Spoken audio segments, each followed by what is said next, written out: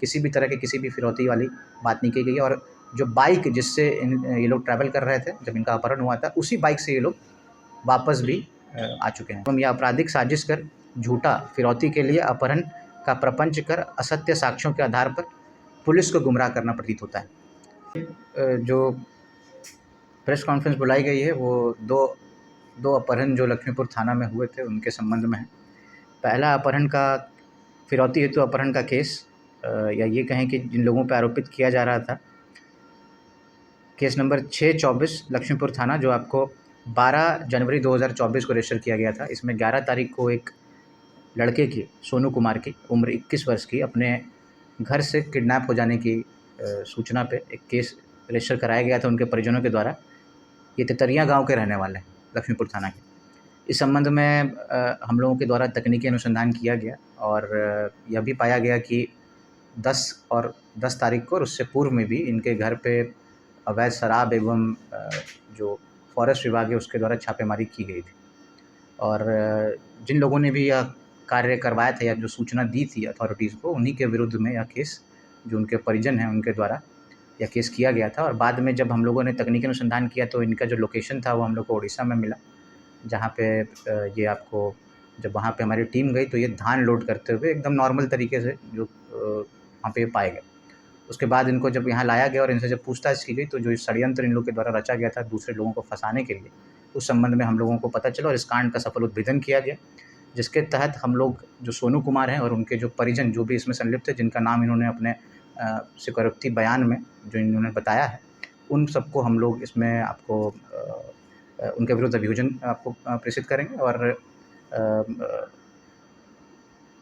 जो अन्य इसमें साक्ष्य हम लोग को मिले हैं उस पे हम लोग उनको एकत्रित करके जो बाकी लोग भी जो ऐसा कार्य कर रहे हैं उनके विरुद्ध हम लोग कार्रवाई करेंगे। जो दूसरी मुख्य घटना है जिसके लिए मुझे लगता है संभवतः आप सभी लोग यहाँ पे इतनी देर से वेट कर रहे हैं, वो जो 3 व्यक्तियों का अपहरण कर्रा गांव के रहने वाले लक्ष्मीपुर थाना के, उनका जो अपहरण कर लिया गया था, फिरौती हेतु अपहरण जो किया गया था, उस संबंध में मैं एक बहुत इम्पॉर्टेंट आप लोगों को जो हम लोगों की जो इन्फॉर्मेशन है वो मैं आप लोगों के साथ साझा कर देता हूँ। 18/1/24 को 3 व्यक्तियों की लुडम्बा चौक के पास से संध्या 7:30 बजे अपहरण करने की सूचना पर 364 में आपको कांड को दर्ज किया गया था 15/24। हम लोग के द्वारा अनुसंधान किया गया एवं सम्मिलित सभी अपराध कर्मियों की गिरफ्तारी हेतु अनुमंडल पुलिस पदाधिकारी जमुई के नेतृत्व में एक एसआईटी का गठन किया गया, जिसके टीम मेंबर्स में circle inspector Jamui CP Yadav, Rajesh Saran SHO Jhajha, SHO Lakshmipur Rajvardhan, हमारी जिला आसूचना इकाई और जो अन्य हमारे पुलिस अफसर हैं उन सभी को हम लोगों ने इसमें लगा दिया था।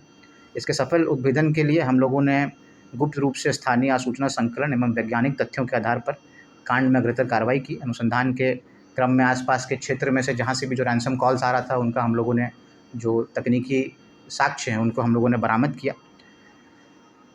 लगभग 200 नंबर्स को हम लोगों ने उस दम से आपको वेरीफाई किया और अभी भी हम लोग उस पर अनुसंधान लगातार कर रहे हैं। और हम लोग का मूवमेंट भी उस जगह पे लगातार हो रहा था। अन्य जो हम लोग के एसटीएफ है उसके द्वारा भी छापेमारी हम लोग करवा रहे थे।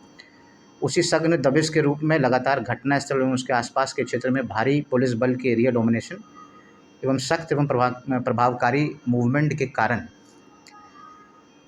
जो जिन तथाकथित लोगों का अपहरण किया गया था उन लोगों को सकुशल आपको बरामद कर लिया गया। 20 जनवरी 2024 की मध्य रात्रि में इनको आपको बरामद कर लिया गया। और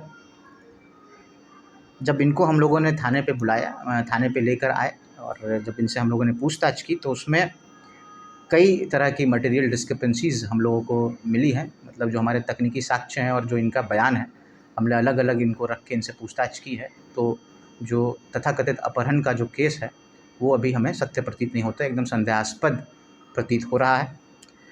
कुछ इसमें विसंगतियां हैं जो मैं आप लोगों से साझा करना चाहूँगा। अपहरण की घटना के ठीक पूर्व मोटरसाइकिल पर तीनों के बैठने का पोजीशन हमने इनसे अलग अलग करके इनसे पूछा है। तीनों के अलग अलग बयान आ रहे हैं। जब इतनी बड़ी घटना है और अभी साइकोलॉजिकल स्थिति भी इनकी सही है, इनके द्वारा अलग अलग बयान दिया गया। तथाकथित अपहरणकर्ताओं की संख्या बार बार इनके द्वारा, मेरे द्वारा भी पूछने पे और हमारे जो अफसर हैं उनके द्वारा पूछने पे विभिन्न बयान दिया जा रहा है। अपहृत व्यक्तियों के मोटरसाइकिल में टक्कर मारे गए अपहरणकर्ताओं की संख्या। अपहरण के दौरान ग्राम कर्रा के पास से पैदल ले जाने की घटना, लगभग 400 मीटर इनका कहना है कि उनको गन पॉइंट पे लेके वो लोग गए थे। अपहरणकर्ताओं की गाड़ी में अपहृत के बैठने का पोजीशन। लगभग 48 घंटे बंधक के रूप में रहने के बाद इनके बताए अनुसार लगातार बंधे होने के बावजूद और मारपीट करने के इनका जो बयान है उसके बावजूद इनके शरीर में किसी भी तरह का कोई भी ऐसा मार्क या कोई भी ऐसी इंजरी प्रतीत नहीं होना। पूरे सही सलामत ये तीनों लोग हैं। इनके पास से जो सबसे बड़ी चीज़ है कि जो अपहरणकर्ता हैं इन्होंने कहा कि इनके द्वारा अपहरणकर्ताओं के द्वारा 6,000 रुपये ले लिए गए हैं, लेकिन इन दोनों के पास आपको सोने का जो लॉकेट था, जो 3 में से 2 थे, वो दोनों के पास आपको गले में मौजूद है। और ये सबसे बड़ा संदेह हमें करता है कि जब फिरौती हेतु अपहरण हो रहा है तो इनके द्वारा कोई भी सामान, इनका जो महंगा सामान है वो इनसे नहीं लिया गया। इनके अलग अलग बयान में अपहरणकर्ताओं के साथ रहने के दौरान रात में जब ये सोते थे उस संबंध में भी पूछताछ की गई, वो भी अलग अलग बयान इनके द्वारा दिया गया। और उल्लेखनीय बात यह है कि घटना जब वैज्ञानिक अनुसंधान हम लोगों ने किया है तो जो रैंसम का कॉल है वह आपको इनके घर से जस्ट 300 मीटर पे पाया गया। जो हम लोग ने जीमेल से इनका जो मैप का लोकेशन हम लोग को मिला, संभवतः होता क्या है कि अगर आप मोबाइल कभी ऑन करते हैं तो आपका लोकेशन अगर ऑन रहता है तो वो जीमेल मार्क कर देता है उस चीज़। तो उस पर हम लोगों को वो मंदिर के पास ही इनके घर से लगभग 400-500 मीटर है, वहाँ पे अपहरणकर्ता जो रैंसम कॉल कर रहा था, जिन्होंने 8 बजे के अराउंड, 8:30 के अराउंड इनको अगले दिन जो दूसरा रैंसम कॉल था कॉल किया था, उससे पूर्व 2 घंटे का लोकेशन अपहरणकर्ता का इनके घर के पास ही आपको मिल रहा था।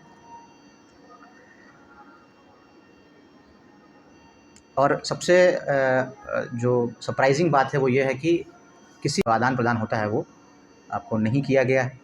और हम लोगों ने इस संबंध में पूर्व से ही कई तरह के वैज्ञानिक अनुसंधान मतलब उपकरणों का भी हम लोग प्रयोग कर रहे थे। आप लोगों को जीपीएस के संबंध में पता होगा, तो हम लोग पूरी तरह से रेडी थे कि इसको सत्य मानकर इस कांड को हम लोग उद्भेदन का पूरा सफल प्रयास कर रहे थे। क्योंकि जब भी ऐसा कोई सूचना आती है तो हमारा यह प्रथम स्टेप रहता है कि किस तरीके से जो अपहृत थे उनकी सकुशल बरामदगी की जाए। अपराधी तो कई तरह के ट्रेस और ट्रेल छोड़ते हैं जिनको बाद में भी हम लोग आपको गिरफ्तार कर सकते हैं कांड को उद्भेदन करके।